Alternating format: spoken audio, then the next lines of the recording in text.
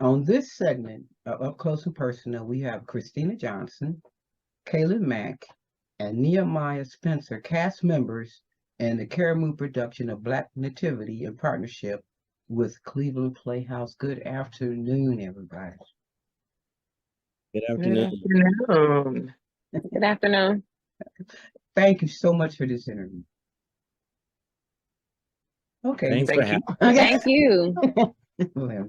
All right. I would say welcome to Cleveland that I do with a lot of the artists, but everybody in this interview are native Clevelanders. So, you know, to the land. Might I add too that Langston Hughes, who wrote Black Nativity, rented an attic apartment on 86th Street and Cedar, and I grew up on that same street. Oh, So, wow. but I mean, he rented it when he was a teenager. So it probably was in like 1918, 1917. So I just wonder, about that neighborhood back there, what was going on with that. Probably was heavily Jewish. Um, but that's just a little note I wanted to say. So the land has produced great talent constantly. And speaking of talent, I'll start with you, Kaylin. Uh, Homegrown and a member of Cleveland School of Arts, homegrown, very prestigious, the Cleveland School of Arts, as well as you, Nehemiah. Kaylin, you also teach at Rainey Institute in the neighborhood on 55th Street. Now, how long have you been teaching there, and why Rainey Institute?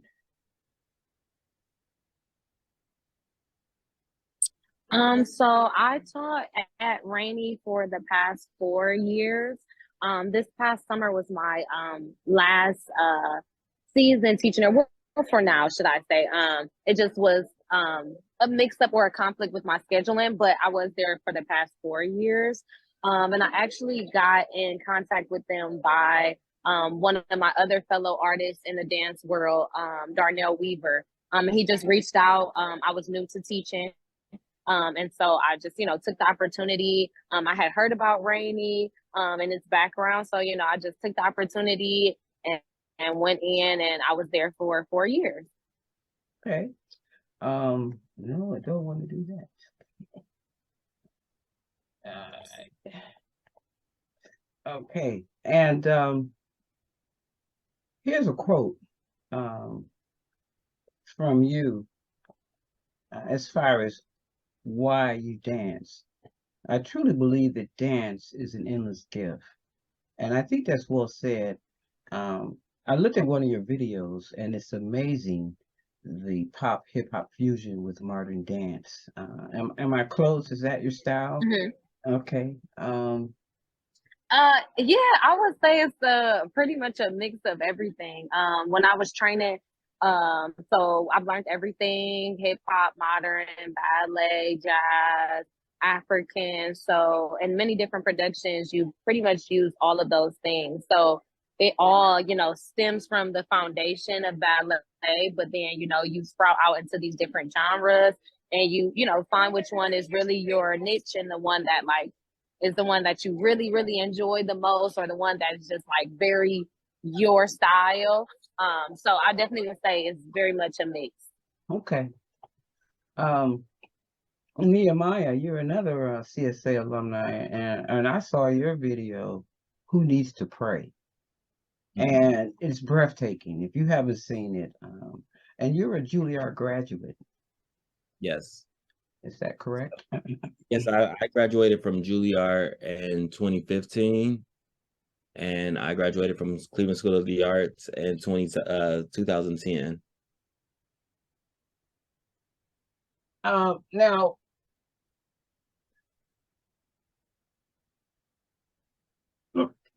excuse me, I'm sorry. Now, how long have you been dancing?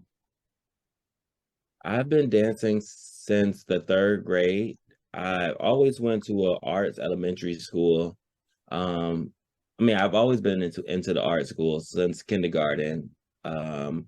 I've taken dance classes in kindergarten, but I didn't get serious until third grade, where we had to decide what focus that we wanted to um, spend time with. And I chose dance. Well, I chose a few things because that's the age where you're figuring things out.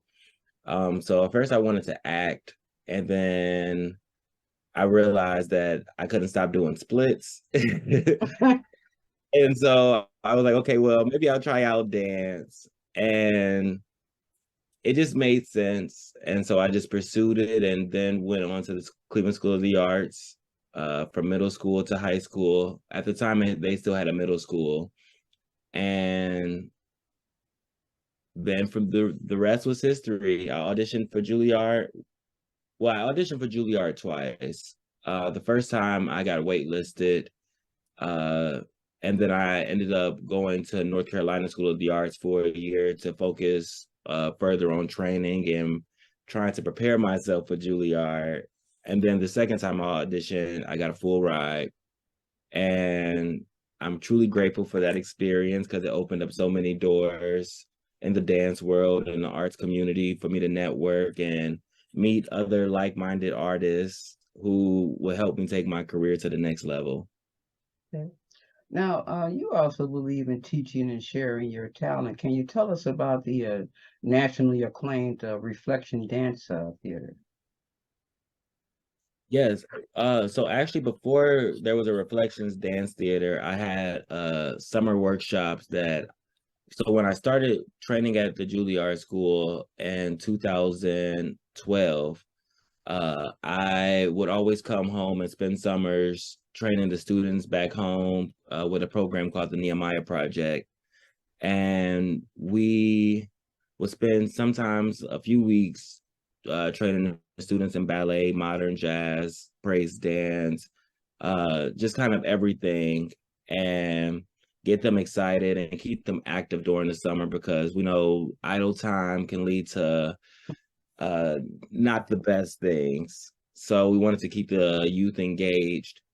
And every year we would have a culminating performance, which will be a fundraiser to help sponsor a high school graduate to go off to college. So that's kind of where my history with teaching started. And then I took a break once I started dancing professionally after I graduated college. And I wanted to come back and continue to be engaged in the community. And so that's when I created the Reflections Dance Theater, specifically. So the Nehemiah Project was focused on youth, and then Reflections Dance Theater was focused on adults. So I came back because I knew that there were a lot of adults who once upon a time danced and then just stopped dancing. So I wanted to rebuild that faith in them and create a space for them to continue to follow their dreams. Okay. I mean, there's so much love in the room and giving back to the community. Now,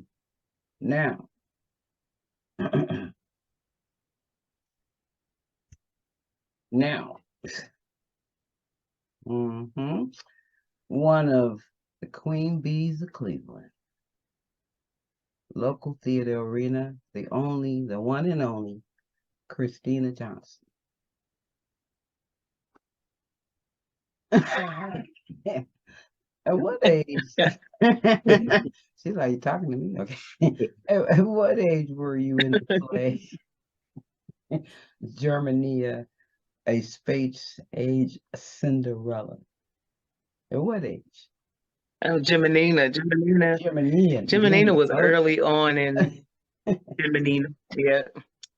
About probably like the second or third grade. Wow. Yeah. And it wasn't even something that I wanted to do. My teacher saw something in me that it was like, yeah, I don't want to do it. She was like, no, but you can. And you can sing it and you can do it. And she is a staple in my life for pushing me forward to this day. And you've been nonstop ever since. Now, how many theater productions have you been in locally, regionally, and nationally total? I have no idea. I just said I was somebody and said I was going to try to count it out, but I have lost count. Look at Kayla, like, wow. Yeah. Well, which one Which which one would you consider to be your baby? Oh, Ah, that's really hard because I'm connected to them all in a certain kind of way. I have to choose Black Nativity as one just because I've been through so many different cycles of it. I've gotten to see it grow, I've gotten to see it expand, I've gotten to see changes. I've gotten to see that. So that's one, but one that is close to me is And Her Hair Went With Her, because it gave me one of the greatest challenges in my theater career of having it's a two-person show where each person played four different, very different characters. And it strengthened me in a way that no other show has. So And Her Hair Went With Her is a big one. okay. And finally, I read an interview that you did with In the Land Cleveland in 2017, and you expressed a desire to do stand-up comedy. Okay. How's that go? How's that going? Yeah. I have not yet. That is still something that I'm looking into, a lot of improv.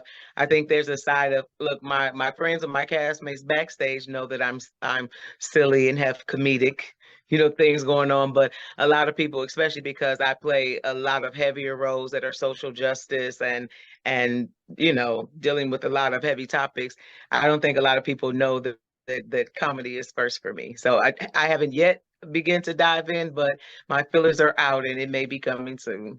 Well, maybe you should, give Lee a call at the Improv. You know Lee Hurley? You know what? Somebody suggested that to get into the classes. He, Yep. he brings them all Yep. through here. Everybody that's national, they come through the Improv first. So, well, Okay.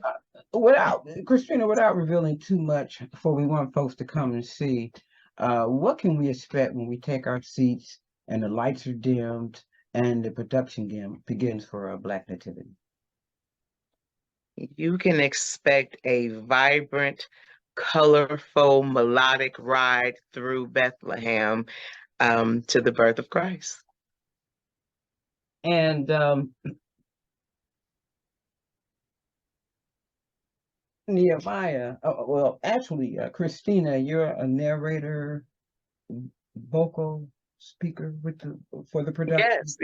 Yes. Okay. I have the honor this year, after all the years that I've done it, to be the narrator, and among a very, very slim amount of women that have done it at Karamu, I only know of one other woman, so it is my honor and privilege to even be the narrator.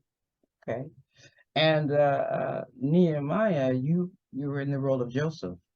What what do you think is going to happen when the lights go out? So it's definitely a magical, moving, emotional, spiritual journey. There's going to be moments where you're going to laugh. There's going to be moments where you feel joy.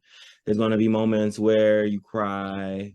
I think that all this show encompasses literally all emotions. So it's truly in the Christmas magic. Okay. And you play the role of Mary, Caitlin, the Virgin Mary, with the Immaculate Conception. Yes. What do you think? Well, Christina and Nehemiah definitely took all my words. So I completely, definitely agree with them. You're just going to be going on a journey. And if you literally experience every emotion, right? Like you're going to be joyous. You're going to be, emotional, like, wow, oh my goodness. And then you're going to want to get out your seat. You're going to want to dance, you're going to want to clap and stomp your feet. So it's literally just like a whirlwind of different emotions and just a journey that you're just going to enjoy taking with us. Okay. Well, there you have it. Thank you so much again, guys, for this interview and taking the time out. I know you're mad, crazy busy, and that's why I didn't even. Thank you so much for having me. Thank you. Oh, Thank you you. so much. Yes, thank you for the opportunity. Okay, and break a leg, okay?